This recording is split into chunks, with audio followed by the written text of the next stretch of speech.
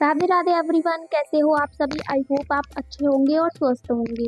तो आज हमारी वीडियो का टॉपिक होने वाला है कि काफ़ी सारे भक्तों के मन में यह प्रश्न होते हैं कि जब हमारे पीरियड्स आ जाते हैं और हमारे यहाँ ठाकुर जी की सेवा के लिए कोई नहीं है, तो ऐसे में हमें क्या उनकी सेवा करनी चाहिए, और अगर हम उनकी सेवा कर सकते हैं तो हमें किस प्रकार से करनी चाहिए, और अगर हम सेवा नहीं कर सकते तो हमें क्यों नहीं करनी चाहिए। तो आइए हम वीडियो को स्टार्ट कर लेते हैं। तो देखिए, जब आप घर से दूर रहती हैं, मतलब जॉब के चलते आप अपने घर से दूर रहती हैं और ऐसे में अपने ठाकुर जी की सेवा भी करती हैं, तो ऐसे में आपको सेवा कुछ इस प्रकार से करनी चाहिए। तो देखिए, वैसे तो शास्त्रों में मनाही होती है, लड्डू गोपाल जी या अन्य किसी देवी देवताओं को स्पर्श नहीं कर सकते हैं, हम उनकी सेवा पूजा भी नहीं कर सकते हैं।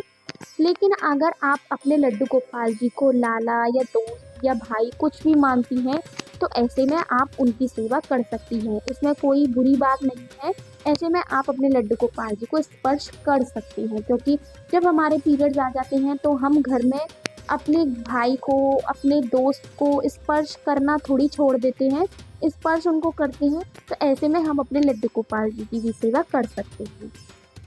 लेकिन आपको पीरियड्स के टाइम में लड्डू गोपाल जी की सेवा में कुछ बदलाव लाने पड़ेंगे। ऐसा नहीं है कि आपको सेवा जैसे आप रोजाना करती हैं वैसे ही करनी है, आपको कुछ बदलाव लाने पड़ेंगे। तो मैं आपको बताती हूँ वो किस किस प्रकार के बदलाव आपको लाने हैं। तो देखिए, जिस टाइम पे आप अपने लड्डू गोपाल जी को सुबह जगाती हैं, बाल भोग देती हैं, वैसे ही आप उनको बाल भोग दीजिए, जगाइए। जिस दुलार से आप उनको जगाती हैं वैसे ही आप उन्हें जगा सकती हैं। और फिर जगाने के तुरंत आप बाद नहलाती तो नहीं होंगी, 10 मिनट आप बाद उनको नहला सकती हैं, क्योंकि गर्मी भी है और लड्डू गोपाल जी को भोग के तुरंत बाद हमें नहलाना नहीं चाहिए। मैं तो तुरंत बाद नहीं नहलाती हूँ, मैं तो 10 मिनट तक लड्डू गोपाल जी को विश्राम करने देती हूँ, उसके बाद ही नहलाती हूँ। तो देखिए, अब हम लड्डू गोपाल जी को स्नान करा देंगे। तो आप स्नान कराने के बाद जैसे आप उनको प्रेम भाव से वस्त्र धारण कराती हैं, श्रृंगार करती हैं, वैसे ही आप श्रृंगार और वस्त्र धारण करा दीजिए।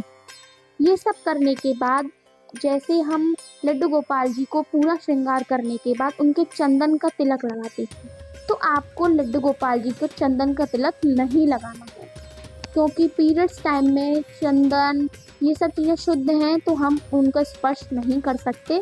तो आप इन सब चीज़ों को छोड़ दीजिए, जैसे चंदन मत लगाइए, अपने लड्डू गोपाल जी को इत्र मत लगाइए, और लड्डू गोपाल जी की जो आरती है वो मत कीजिए।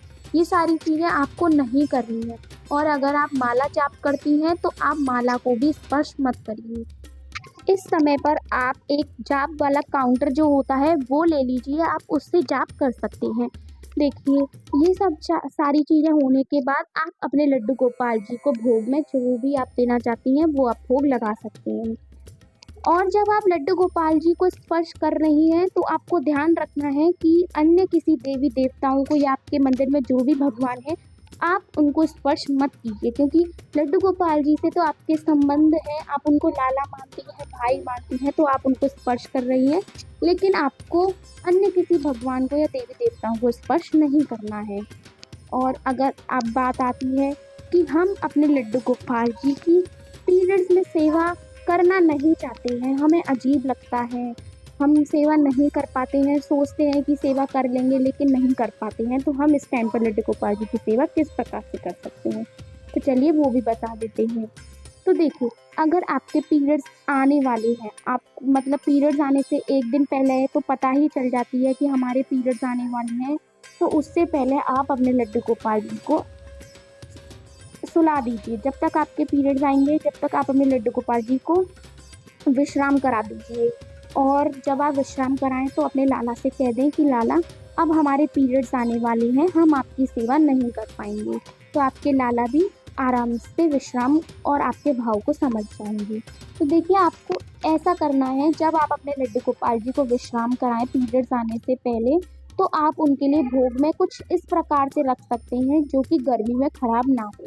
देखिए, इस टाइम पे जून का महीना चल रहा है, गर्मी काफ़ी अधिक पड़ रही है, तो जो भी चीज़ ऐसी चीज़ रखिए कि जो जल्दी ख़राब ना हो सके। आप ड्राई फ्रूट्स रख सकते हैं, कुछ ऐसी चीज़ रख सकते हैं, लड्डू रख सकते हैं, ऐसी चीज़ रखिए जो जल्दी ना खराब हो, आराम से जितने दिन तक आपके पीरियड्स आए वो इतने दिन तक आपके लड्डू गोपाल अच्छे से एडजस्ट कर लें। उसके बाद आपको रखना है उनके लिए पानी।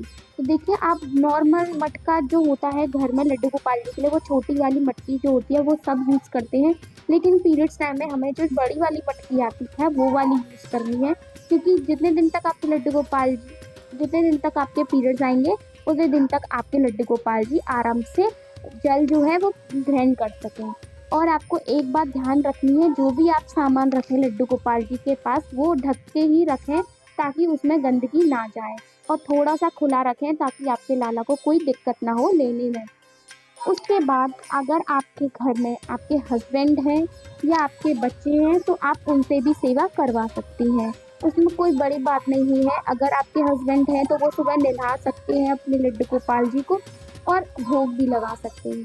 अगर आपके हस्बैंड को या बच्चे को सेवा नहीं आती है तो आप लड्डू गोपाल जी की मानसिक सेवा कर दीजिए।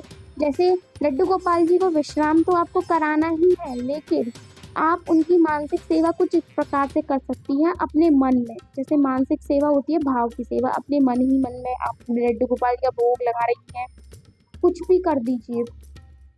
और जैसे आप मानसिक सेवा करें तो आपको आसन वगैरह जो है माला जाप के लिए वो अलग ही रखना है। आप माला जाप में काउंटर या उंगलियों का भी यूज़ कर सकती हैं। तो आई होप आपको वीडियो अच्छी लगी होगी। अगर आपको वीडियो अच्छी लगी है तो प्लीज़ चैनल को लाइक करें और छोटे लड्डू गोपाल चैनल को ज़रूर सब्सक्राइब करें, ताकि जब भी मैं कोई नेक्स्ट अगली वीडियो डालूँगी तो आपको, और आप मुझे कमेंट करके कुछ भी पूछ भी सकती हैं, मैं आपके कमेंट का ज़रूर जवाब दूँगी।